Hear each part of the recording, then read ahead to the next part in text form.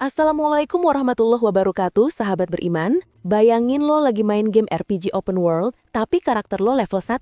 Senjatanya kayu patah, duit di inventory cuma cukup beli gorengan. Dan lo malah nyasar ke wilayah monster level 100 yang bisa ngegigit mimpi lo sampai bangkrut. Kira-kira itulah perumpamaan hidup banyak orang hari ini. Ngebuang energi tiap hari buat ngejar uang, tapi nggak ngerti bahwa uang itu bukan objek mati yang bisa lo kejar. Dia itu makhluk hidup, ya. Uang itu kayak makhluk halus, nggak kelihatan tapi ada. Dan lucunya, sekolah nggak pernah ngajarin lo cara ngobrol sama makhluk satu ini. Mereka ngajarin lo rumus, tabel periodik, sejarah perang dunia, tapi nggak pernah ngajarin gimana caranya biar rekening nggak selalu sekarat tanggal muda. Nggak pernah ngebahas kenapa orang baik bisa miskin, dan kenapa orang yang kelihatannya nyebelin justru bergelimang duit. Padahal, jawaban dari semua itu ada di frekuensi energi lo sendiri. Di gelombang halus yang memancar dari isi hati dan pikiran lo tiap hari. Hari ini kita bongkar semua. Ini bukan tips hemat bulanan, tapi ini ilmu kuno, rahasia metafisik, dan wijangan dari para leluhur yang udah ngerti bahwa uang itu bukan soal kerja keras doang, tapi soal seberapa sinkron lo sama hukum semesta. Karena hidup ini bukan soal logika, tapi resonansi. Dan uang adalah makhluk spiritual paling sensitif yang cuman mau deket sama orang yang seenergi sama dia. Sebelum kita bongkar semua lapisan misteri ini, tolong bantu kami dengan menekan tombol like, sampaikan insight tergila apa yang kamu dapat di kolom komentar, dan subscribe agar kamu tidak ketinggalan update energi sadar berikutnya. Topik hari ini bakal jadi salah satu topik paling penting yang lo pernah dengar. Kalau lo ngerti ini, lo nggak cuma bisa ngebenerin arus rezeki, tapi juga ngerti cara mainin realitas. Dalam ajaran Islam ada prinsip sakral bahwa rezeki itu nggak pernah salah alamat, tapi bisa tertahan karena ada portal yang lo sendiri tutup. Tugas kita sekarang bukan making uang dateng, tapi buka portal itu. Dengerin baik-baik. Energi uang nggak suka drama. Dia cuma nyamperin tempat yang getarannya tenang, fokus, dan niatnya bersih. Kalau lo masih hidup dalam mode survival, nyari uang dari rasa takut, panik, atau dendam, ya wajar duitnya juga lari.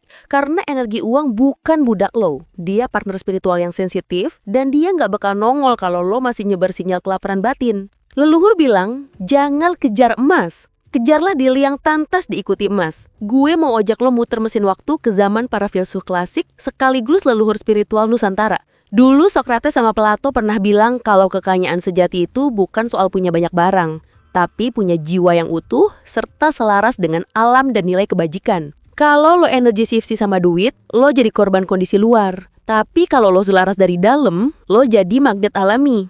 Di kitab lontar Jawa kuno ada wejangan tentang Sangkan Paraning Dumadi. Mereka bilang kalau lo ngakalin asalan daya, energi dalam diri, lo akan takluk sama kekayaan yang sifatnya maya. Itu bukan mitos, itu warisan keberadaban tinggi yang blend banget sama metafisika.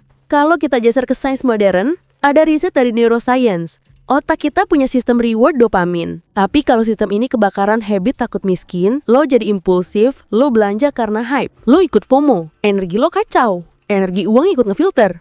Psikologi kontemporer pun dukung. Orang yang punya self-worth tinggi lebih terbuka sama peluang, berani nego dan punya mindset growth otomatis. Artinya, energi bahagia dan percaya diri lo jadi sinyal uang dateng. Bandingin sama yang stuck di mind first scarcity.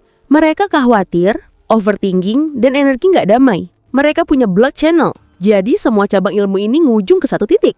Uang itu esensinya sinyal, informasi, spirit. Ngerti bagian spirit ini jadi kunci biar lo nggak cuma chaos ekonomi karena nggak ngerti filosofi dan psikologi dasarnya. Sekarang mari kita kupas pelan-pelan akar masalahnya. Sumber utama kegagalan finansial bukan karena kurang usaha, tapi karena vibrasi lo tuh nggak matching sama frekuensi uang. Kita akan bahas 7 hukum semesta familiar yang menentukan arus rezeki. 1. Hukum resonansi. Lo narik apa yang sefrekuensi sama lo? Kalau lo hidup dari rasa takut, yang lo tarik bukan uang, tapi drama, utang, dan peluang yang buntu. Uang punya karakter halus. Dia cuma nyamperin vibe yang tenang, yakin, dan siap nerima. Kalau lu masih hidup dalam mode survival, nyari uang dari rasa takut, panik, atau dendam, ya wajar duitnya juga lari. Karena energi uang bukan budak lo. Dia partner spiritual yang sensitif dan dia gak bakal nongol kalau lo masih nyebar sinyal kelaparan batin. Leluhur bilang, jangan kejar emas. Kejarlah diri yang pantas diikuti emas. Gue mau ajak lo muter mesin waktu ke zaman para filsuf klasik sekaligus leluhur spiritual Nusantara. Dulu Socrates sama Plato pernah bilang kalau kekayaan sejati itu bukan soal punya banyak barang, tapi punya jiwa yang utuh dan selaras dengan alam dan nilai kebajikan. Kalau lihat energi shifty sama duit, lo jadi korban kondisi luar. Tapi kalau lo selaras dari dalam, lo jadi magnet alami. Di kitab lontar Jawa kuno, ada wejangan tentang Sangkan Paraning Dumadi. Mereka bilang kalau lo ngakalin asalan daya, energi dalam diri, lo akan takluk sama kekayaan yang sifatnya maya. Itu bukan mitos. Itu warisan keberadaban tinggi yang blend banget sama metafisika. Kalau kita geser ke sains modern, ada riset dari neuroscience. Otak kita punya sistem reward dopamin. Tapi, kalau sistem ini kebakaran habit takut miskin, lo jadi impulsif. Lo belanja karena hype, lo ikut FOMO. Energi lo kacau, energi uang ikut ngefilter. Psikologi kontemporer pun dukung. Orang yang punya self-worth tinggi, lebih terbuka sama peluang, berani nego dan punya mindset growth otomatis. Artinya, energi bahagia dan percaya diri lo jadi sinyal uang datang. Bandingin sama yang stuck di mindset scarcity. Mereka khawatir, overthinking, dan energi nggak damai. Mereka punya block channel. Jadi semua cabang ilmu ini ngujung ke satu titik. Uang itu esensinya sinyal, informasi, spirit. Ngerti bagian spirit ini jadi kunci biar lo nggak cuma chaos ekonomis karena nggak ngerti filosofi dan psikologi dasarnya. Sekarang mari kita kupas pelan-pelan akan masalahnya. Sumber utama kegagalan finansial bukan karena kurang usaha, tapi karena vibrasi lo tuh nggak matching sama frekuensi uang. Kita akan bahas 7 hukum semesta familiar yang menentukan arus rezeki. 1. Hukum resonansi. Lo narik apa yang sefrekuensi sama lo? Kalau lo hidup dari rasa takut, yang lo tarik bukan uang, tapi drama, utang, dan peluang yang buntu. Uang punya karakter halus. Dia cuma nyamperin vibe yang damai, yakin, dan siap nerima. Kalau lo masih hidup dalam mode survival, nyari uang dari rasa takut, panik, atau dendam, ya wajar bunyinya juga lari. Karena energi uang bukan budak lo. Dia partner spiritual yang sensitif, dan dia gak bakal nongol kalau lo masih nyebar sinyal kelaparan batin.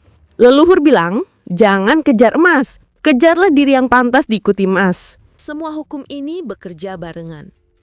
Lo harus bersih dari dalam, punya niat yang jelas, tindakan yang sinkron, mindset yang berani nerima, dan sikap yang tenang. Kalau lu sekarang ngerasa stuck, itu tanda lu udah siap naik level.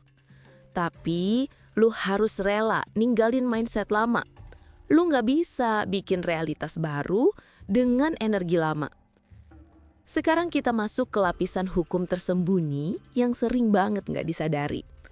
Di tataran energi spiritual, semua realitas yang lu temuin di luar itu sebenarnya cuma pantulan dari apa yang ada di dalam lu. Ini namanya hukum cermin diri. Kalau lu sering ketemu uang hilang, klien PHP, usaha gagal, itu bukan kutukan.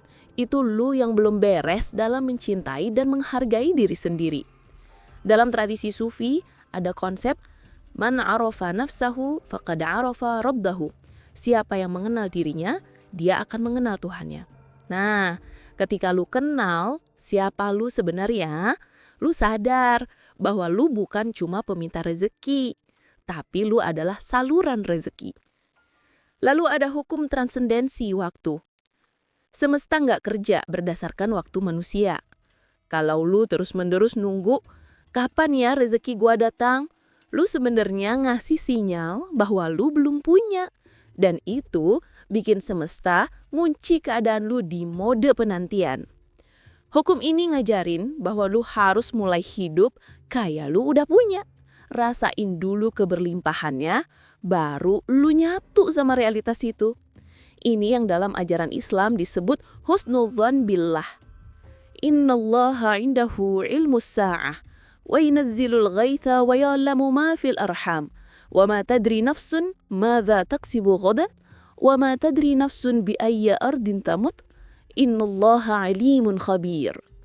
Artinya, sesungguhnya Allah hanya pada sisinya sajalah pengetahuan tentang hari kiamat. Dan dialah yang menurunkan hujan dan mengetahui apa yang ada dalam rahim.